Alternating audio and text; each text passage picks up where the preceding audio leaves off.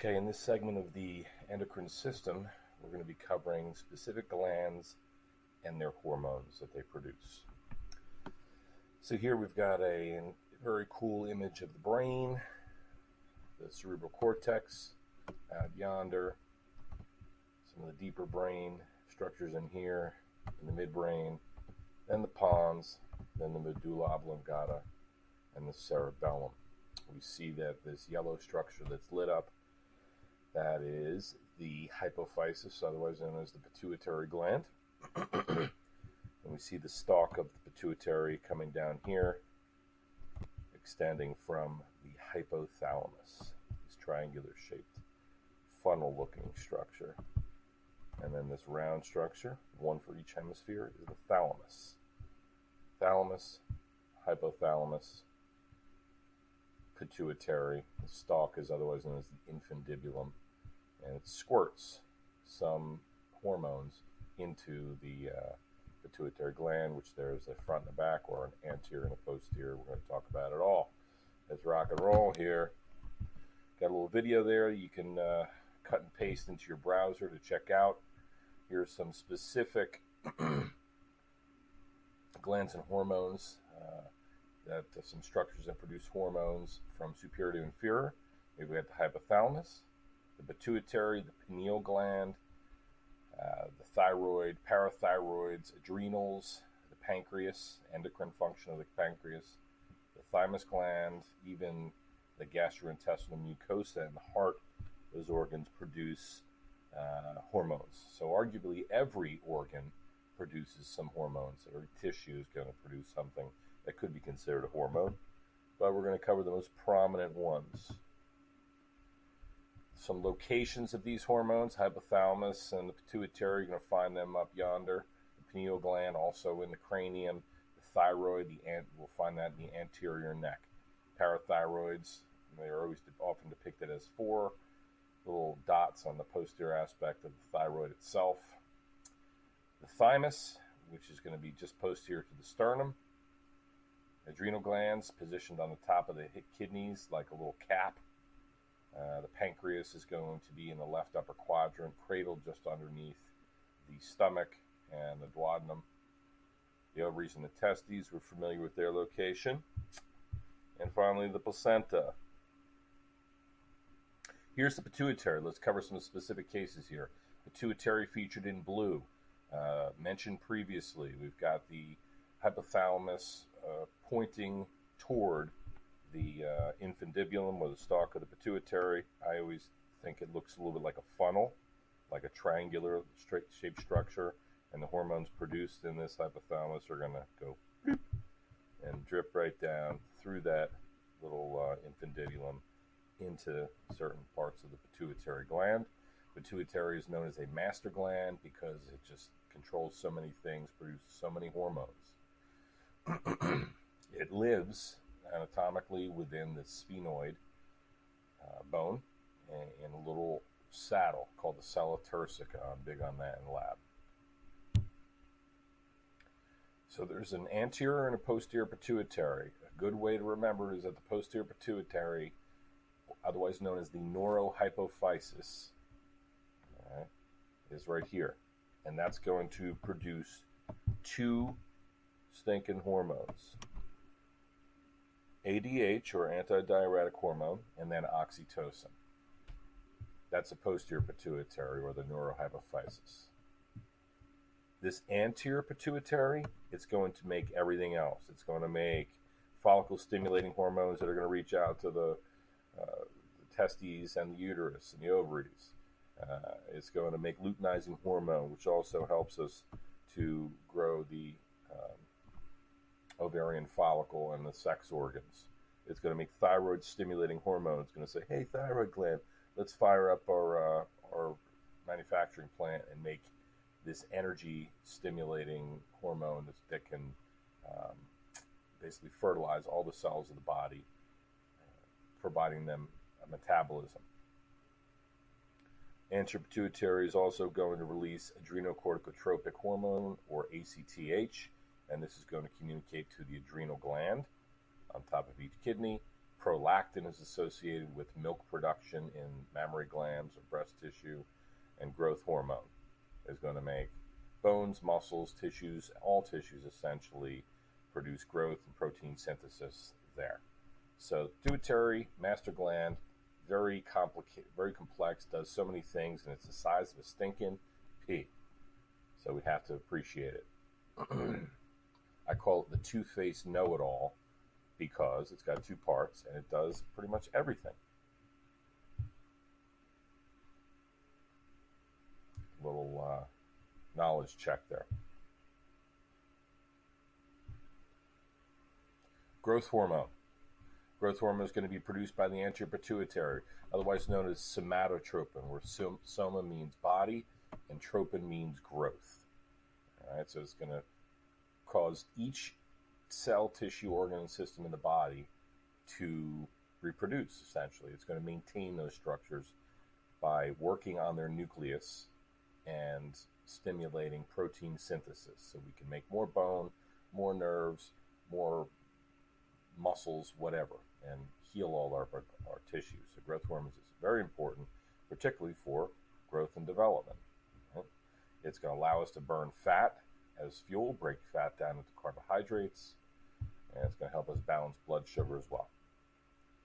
Here's a little schematic of how it works. Here we've got the pituitary reaching out to all the tissues of the body. Definitely is going to be active in the liver, because the liver is a highly metabolic tissue, the largest visceral organ in the body, and he's going to tell that manufacturing plant to get cracking.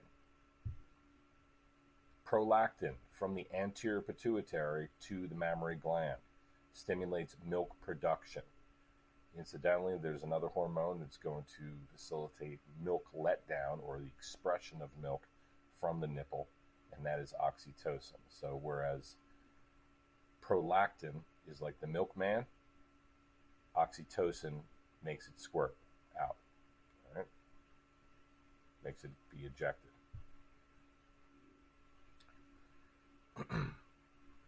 Different types of hormones are going to either cause another hormone to be released, or they're going to release it themselves. A tropic hormone is going to communicate, let's say that thyroid stimulating hormone from the pituitary is going to talk, quote unquote, to the anterior pituitary gland. Okay? And it's going to tell the pituitary, the thyroid, to produce its own hormones. Right? So that's a tropic hormone. Whereas a non-tropic hormone would be, an example of that would be where a gland produces the hormone and releases it right there. So some examples of that. Here's TSH, or thyroid stimulating hormone. I say it turns up the heat. What does that mean? Okay, here's our little flame, our blue flame burning so hot. Thyroid stimulating hormone is going to be responsible for regulating the metabolism of every cell in the body. So it's extremely important. The energy level, the cellular respiration is going to control the rate of that within the body. So therefore, if somebody's got thyroid disease, they got hypothyroidism, they're not producing enough of the hormone.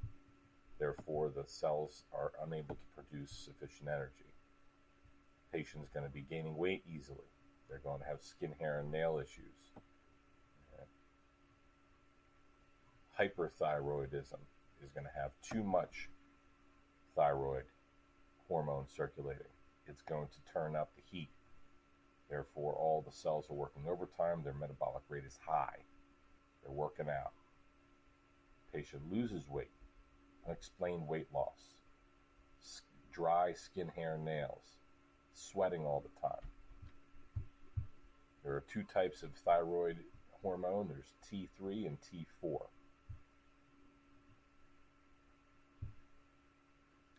Adrenocorticotropic hormone, or ACTH, from the anterior pituitary, reaching out to the adrenal glands, or the suprarenal gland. Renal means kidney. So the gland on top of the kidney, it's like a little, I don't know, like a little watch cap, a little hat that goes on top of each kidney. And we know that this is an organ that's a gland that's associated with stress. All right, so you get stressed out, Pituitary is going to communicate to the adrenal gland with ACTH, which would be a tropic hormone. It's going to cause this gland to secrete its hormones. ACTH gets circulating into the bloodstream, and all the cells of the body receive cortisol, receive epinephrine. Therefore, the heart rate goes up. Your blood sugar levels go up. The immune system is suppressed. All that stuff, all that fight or flight stuff we talked about. So I say that the adrenal gland, or adrenocorticotropic hormone, is the personal trainer to the suprarenal gland. So check this dude out right here. ACTH is this dude, and he's basically saying, hey, let's go, man. Run in place now. Push-ups, sit-ups, all that stuff. Going to make this gland work.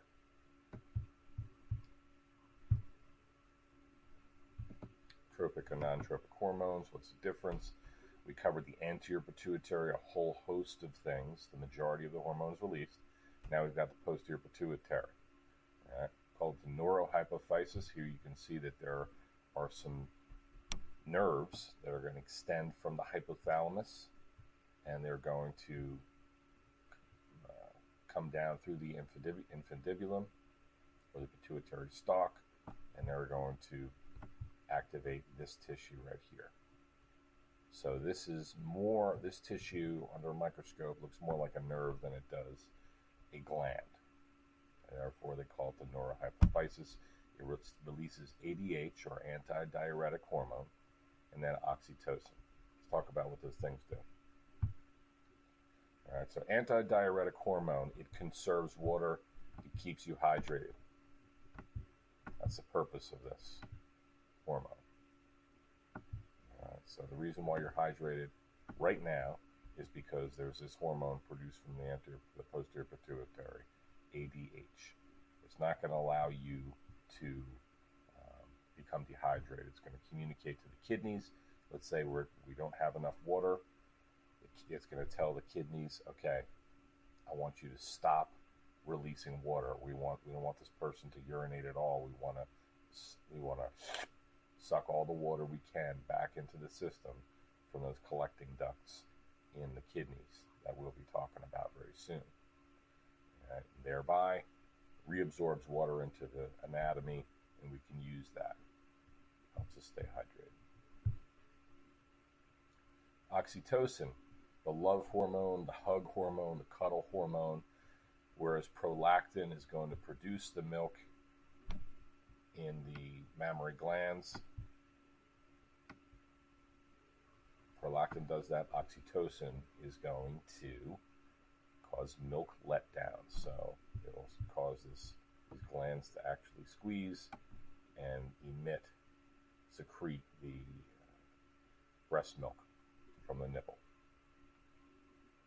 And there's a signal. There's a different feedback loops. We talked about in AMP, the majority of feedback occurs. Let's say the heart rate is up. Well, there's going to be some sort of action that takes place via the neuroendocrine system to bring the heart rate back down to normal. So it's going to oppose the direction that the heart rate is going. If it goes up, we're going to bring it back down. That's negative feedback. Lactation is going to be one example of what's called positive feedback. And this is when the infant cries, the mother's breast tissue will actually start to prepare itself, and in some cases will eject the breast milk. The infant comes in, the infant suckles on the nipple, feeds. That is going to send a message to the posterior pituitary, release more oxytocin, because we need to eject this milk that is being filled up in these mammary glands by prolactin. So that's positive feedback. We want more of the same. Another example with child rearing would be the labor process. When those contractions come in the uterus during labor and delivery, they come faster and faster and faster. We want more of this stimulus so that we can ultimately deliver the baby. Two hormones produced by the posterior pituitary. otherwise known as the neurohypophysis. They are ADH, keeps us hydrated, and they're stinking oxytocin. The pineal gland is going to be released at night. Pineal means pine cone. It looks like a little pine cone shaped structure, and it lives just, if you would take the cerebellum and kind of separate it right here, pull it down from the occipital lobe here, separate it, you look right in here, stick a probe in there, you see this little dark structure. All right? So the pineal gland is going to be a gland that produces melatonin. It's going to be released at night. It is associated with controlling the biological clock. So sleep-wake cycles, circadian rhythms are all about the pineal gland and the hormone melatonin. Some people will even supplement taking a melatonin pill that will function to regulate their sleep pattern. Sometimes that can be very helpful.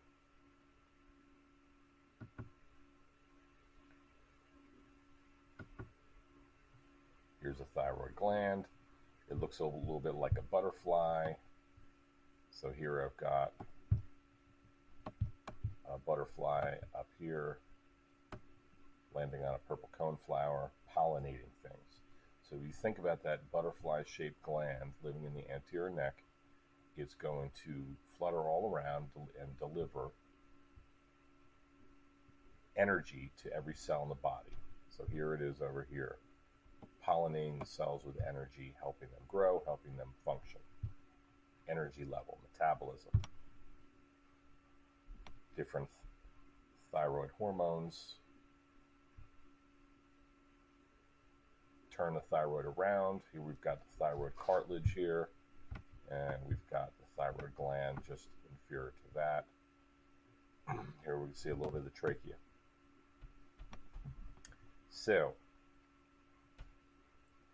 the parathyroid glands are often depicted as these four little beads here, these four little dots on the posterior aspect of the thyroid.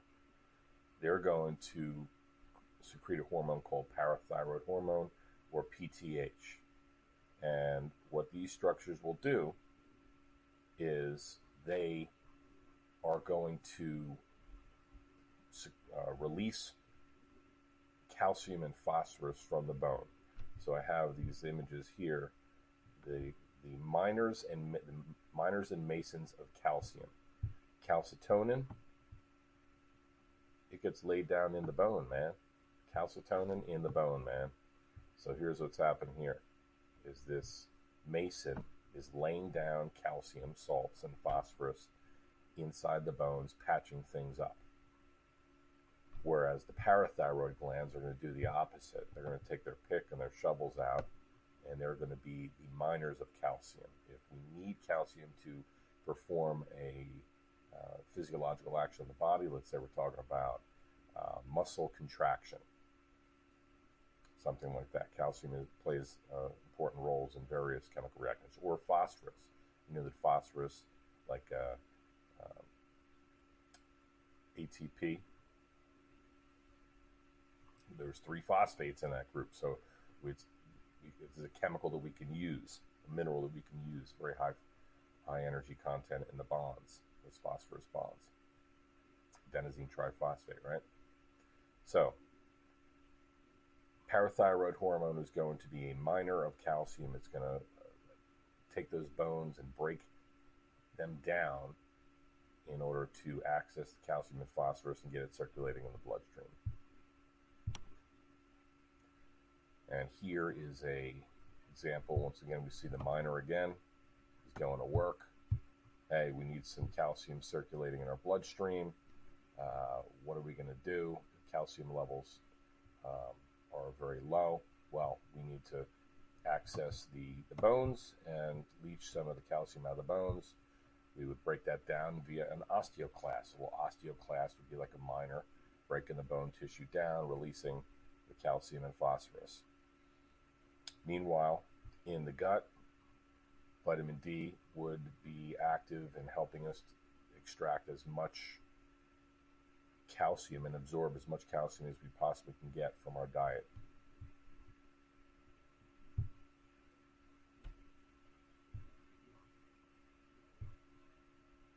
Adrenal glands.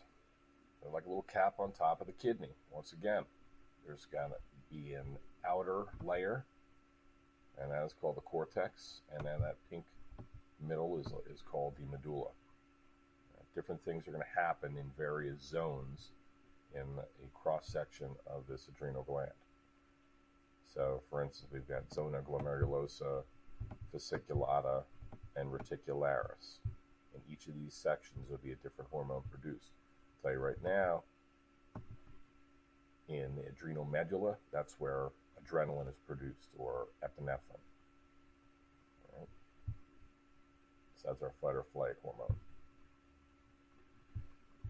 The three layers again, out in the zona glomerulosa, it's going to make mineralocorticoids. So aldosterone is one. Fasciculata is going to make glucocorticoids like cortisol, so the middle aspect here.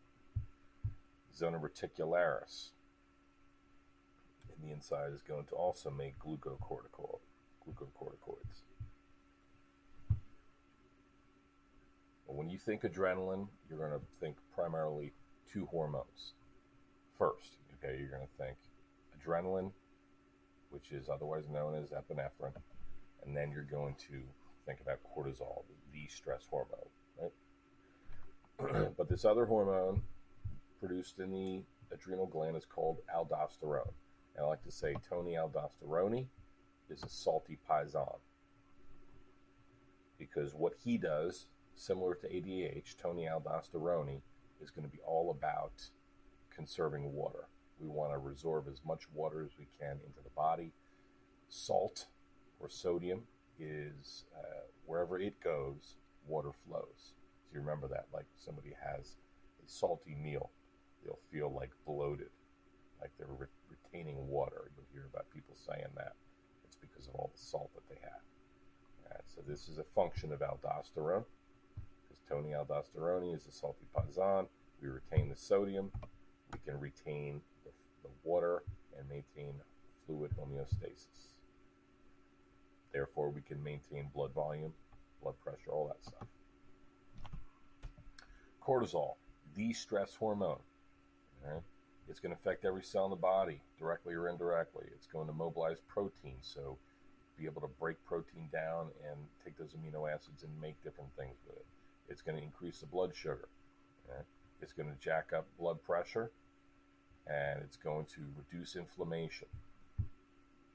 You reduce inflammation too much, you're too stressed out chronically, well, then you have a chronically lowered immune system, right? In that center of the adrenal gland is the medulla, and that's going to make catecholamines, otherwise known as epinephrine, norepinephrine. Those are our fight or flight hormones.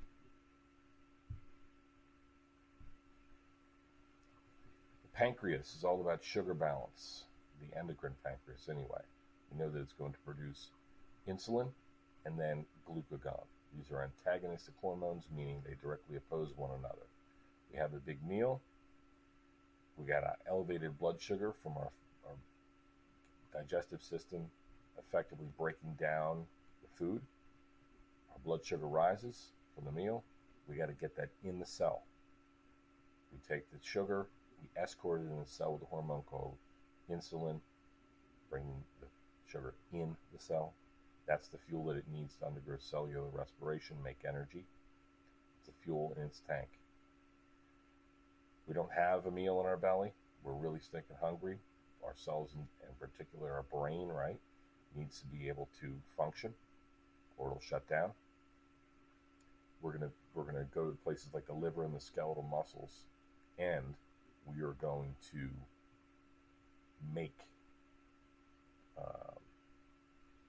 have to make sugar.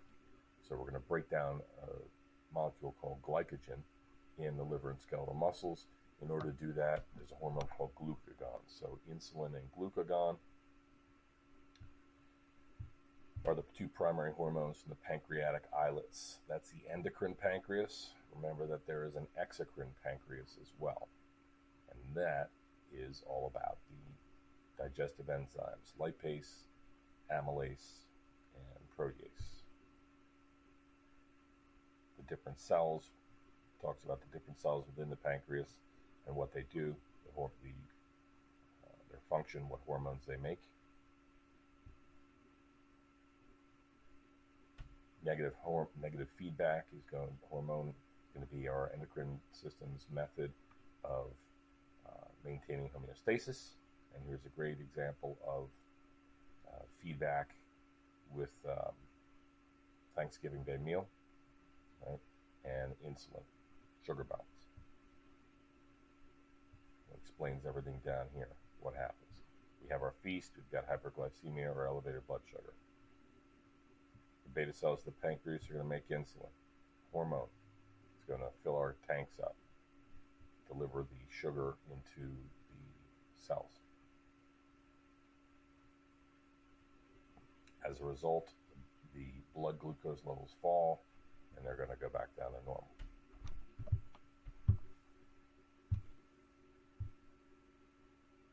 The thymus, we know that the thymus, I call it the sensei, because the thymus is the place where the T cells are going to go to train, like Spartan children. When T cells are born in the bone marrow, they need a place to train. And so when we're really young, this is what the thymus looks like. It's a dojo. And there's a bunch of T cells in there fighting each other and training up so that they can go to battle and circulate within the immune system, yes? As we get older, the dojo is, all those warriors are trained up. We no longer need that dojo to be instructing martial arts to our immune cells, and it will atrophy. The gland is, we call it the thymus remnant, because it's really in disrepair. It's shrunk up in accordance with its lack of use, right?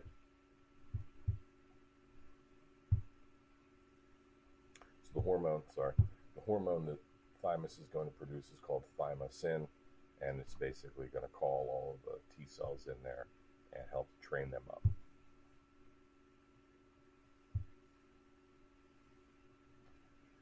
In the intestinal mucosa, there are some hormones that are going to be released, such as gastrin, cholecystokinin.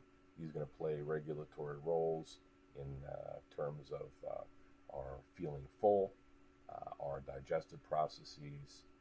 It's going to help to balance everything else out in the stomach and the intestines.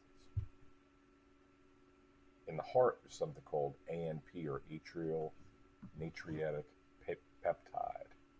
Yeah. All right. So whereas ADH is going to keep us hydrated, atrial natriuretic peptide is going to help us reduce our sodium content and therefore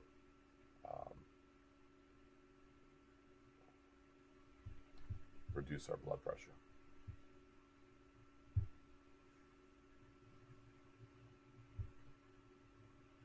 Some knowledge checks there. Nerves and hormones do everything. Boom.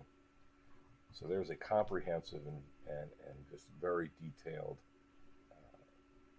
presentation on glands and hormones. We'll be covering them in lab, and we're going to help simplify things and workshop it a little bit there, get in the cats, dissect out these structures, and identify gland and hormone pairings. We're also going to incorporate this when we cover the digestive system on the 27th, and we'll all do well. All right? Be careful in the storm.